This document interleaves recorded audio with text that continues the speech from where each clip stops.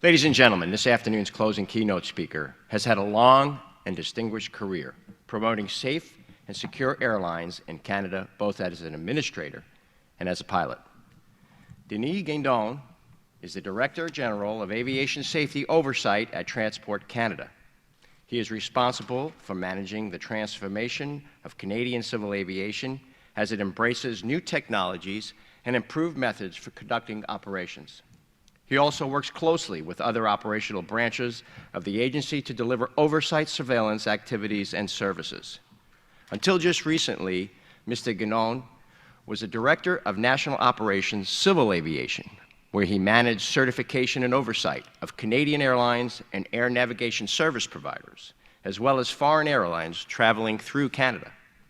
He started his tenure with Transport Canada back in 1992, serving as an inspector specializing in airline operations. And before that, I am proud to say, as a fellow C-130 pilot, he was a C-130 Hercules pilot, instructor and check airman in the Royal Canadian Air Force. Our first, I believe, if I'm not mistaken, didn't our first air pilots just say goodbye to the Herc after many years of service? So he can attest to what that airplane was all about. One of his last military postings was to the Ottawa 412th VIP Squadron, where he transported heads of state and other dignitaries. But today, he is the dignitary, the man whose work has helped make Canada a global pillar of aviation safety and security, and it's my distinct pleasure to introduce to you Denis Guindon.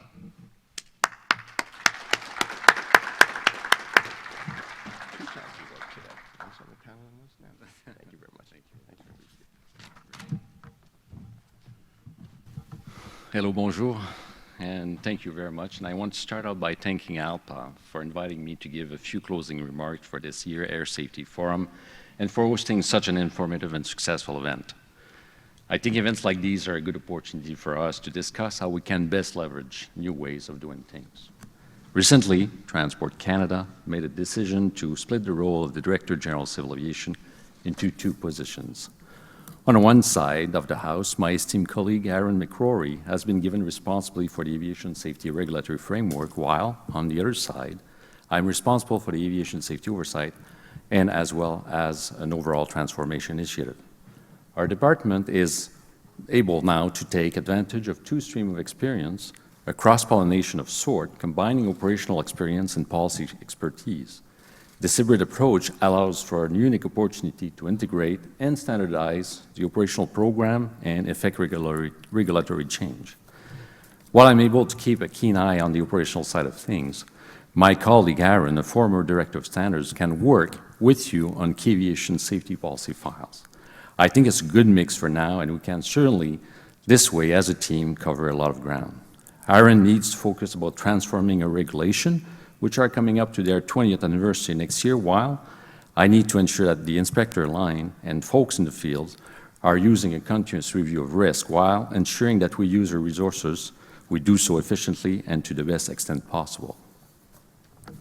The panels that was exploring NextGen at this forum and the road that lies ahead remind me of Canada of our plan to implement safety management system, otherwise known as SMS.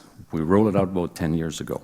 Then, one of our largest and biggest carrier, Air Canada, thought that the initial 3-year implementation strategy was aggressive. 10 years later, we can see exactly what they were talking about. It's one thing to implement policy, and another thing altogether to make it part of an overall culture. But what's the difference, you may ask?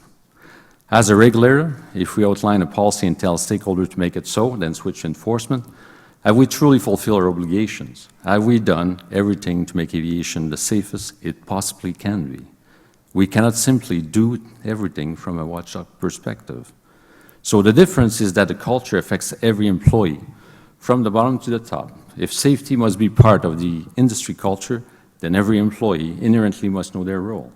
This means that from the accountable executive to the management team, to the cockpits, to the hangar floor, across all the organization, everybody will know to report any instance where safety is or could be compromised. As for us, regulators, we need to leave our desk as government official and get into the public forum with outreach program, information sessions, awareness campaigns, not only to tell people what's happening in aviation, but to gather feedback and as well to learn.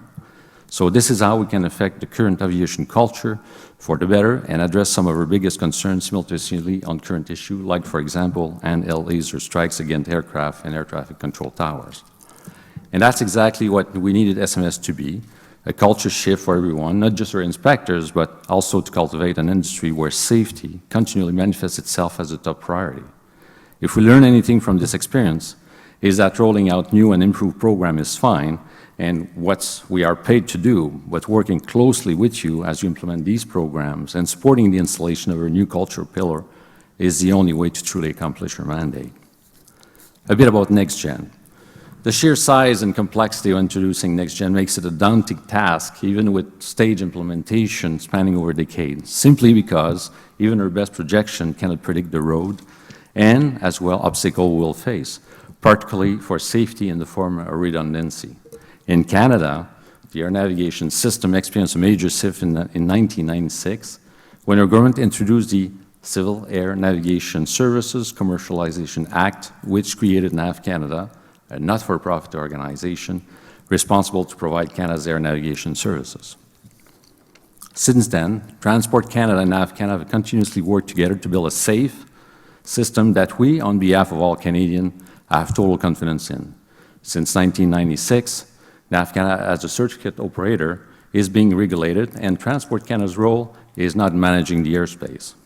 While NAV Canada has been able to reduce operating costs by close to 25%, these efficiencies have been closely monitored to ensure that the same level of safety has been maintained or increased since its incorporation. I believe our model successfully embraced safety, efficiency, and innovation. Moving forward with new and innovative program is wonderful, so long as we properly address risk and counter the negative trends they can produce today. As a regulator, I'm motivated to crack down on bad behavior, especially when I see the number of incidents of laser strikes towards aircraft and ATC towers, which are steadily on the rise in Canada. In 2013, there were 461 laser strikes, which is a 30% increase from 2012. The rising trend continued in 2014, but at a slower pace, where the number of instances reported 476. This does not compare to the 1,000 experienced in the U.S., but one is too many as far as I'm concerned. Laser interference put pilots, passengers, and those on the ground at risk. There's legislation to punish under the Aeronautic Acts and as well the Criminal Code in Canada. Anyone convicted of directed a light source or a laser into a cockpit can be fined up to $100,000, face imprisonment for up to 5 years, or both. But capturing and prosecuting offenders has proven challenging, as light sources are often projected from remote location or from populated areas where the flight paths of major airports are. So the penal approach is not countering the trend. It is not changing the culture to depict a person aiming a laser at an airplane, whether it be out of ignorance or malice. So it's like trying to find a criminal before he acts and hurts somebody. This is why we're working very closely with ALPA and other partners to educate the public through outreach programs, awareness campaigns, and live events to further prevent laser strikes in our community. On June 24, 2015, we launched the Government of Canada Safety Awareness Campaign for laser, which we hope will put this hazardous trend in decline. I suggest that you consult the Transport Canada website, which will provide you with some more information. A bit about UAVs. When we think about the future of aviation, it's hard not to think about unmanned aircraft and the wide variety of applications they can have in our everyday lives.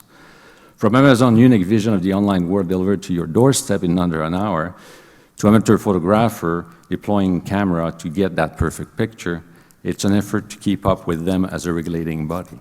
As I mentioned on the UAS panel, our Minister of Transport launched consultation around an NPA with respect to UAVs. Ultimately, the goal is to safely integrate UAVs into Canadian airspace.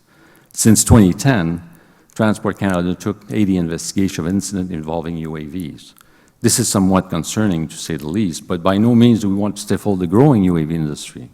So, as a government representative, it is my job to facilitate industry growth while maintaining the general public safety at the same time.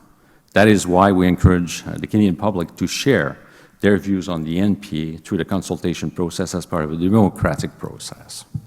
It is worthwhile mentioning as well that Transport Canada is continuing its effort to outreach and educate UAV users to our website, and we are as well evaluating an awareness campaign similar to the Laser Strike 1.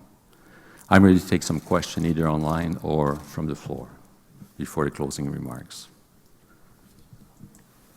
Any questions for Mr. Guindon? Do we have any text questions, or? Where's my Canadians? Okay, well, then in closing, I'd like to thank everyone for their enthusiasm and broad range of knowledge that was brought here at the 61st Aviation Safety Forum. It was certainly an honor and privilege to share some of my reflection on this year's conference with such an esteemed gathering of colleagues. Transport Canada is and will remain an active supporter of aviation safety across all spectrum of activities.